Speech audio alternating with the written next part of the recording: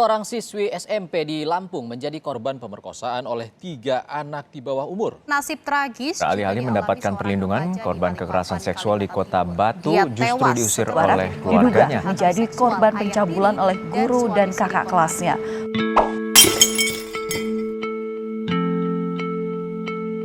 Jutaan orang mengalami kekerasan seksual setiap tahunnya.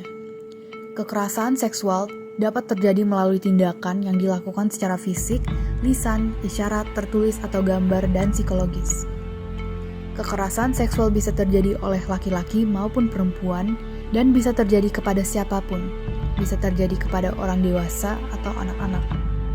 Pelaku tidak mengenal siapa itu korbannya. Entah itu kerabat, teman, sahabat, atau pacar. Kekerasan seksual bisa terjadi di mana saja. Entah itu di ruang publik atau bahkan sekarang ini banyak kasus yang terjadi secara daring. Pelecehan dapat mengambil bentuk yang berbeda seperti eksploitasi fisik, seksual, dan emosional serta komersial. Hal ini dapat menyebabkan dampak yang sangat besar pada kesehatan mental dan fisik dan juga memiliki efek negatif yang serius yang bertahan lama pada korban secara emosional. Berdasarkan dari data Kemen PPPA, kasus kekerasan seksual terhadap anak mencapai 9.588 kasus pada tahun 2022. Jumlah itu mengalami kenaikan dari tahun sebelumnya, yakni 4.162 kasus. Kekerasan seksual menempati urutan atas sebagai jenis kekerasan yang kerap dialami korbannya, sebanyak 11.016 kasus. Data kasus ini terhimpun dalam Sistem Informasi Online Pelindungan Perempuan dan Anak atau Simfoni PPA yang digagas oleh Kementerian Pemberdayaan Perempuan dan Perlindungan Anak atau Kemen PPPA. Pada tahun 2022, terdapat 26.112 kasus kekerasan terhadap anak dan perempuan. Dari jumlah kasus tersebut, korban perempuan mencapai 23.684 orang. Angka ini jauh lebih banyak dibandingkan dengan korban laki-laki, sebanyak 4.394 korban. Contoh tindakan preventif untuk melawan atau mencegah terjadinya kekerasan seksual. 1. Memberikan pendidikan seksual yang komprehensif kepada anak-anak, remaja, dan orang dewasa mengenai kesetaraan gender, persetujuan, dan batasan-batasan yang sehat dalam hubungan. 2.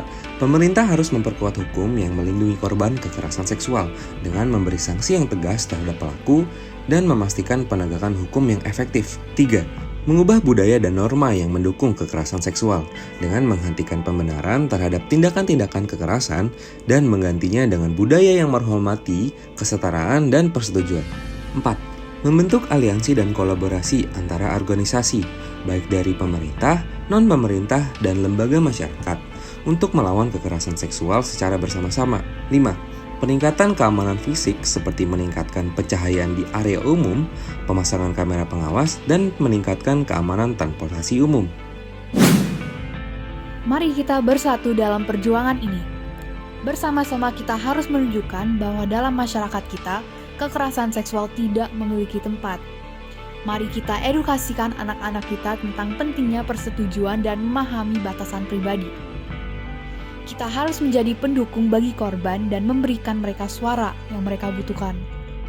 Kita memiliki kekuatan untuk mengubah paradigma dan menciptakan masyarakat yang terbebas dari kekerasan seksual.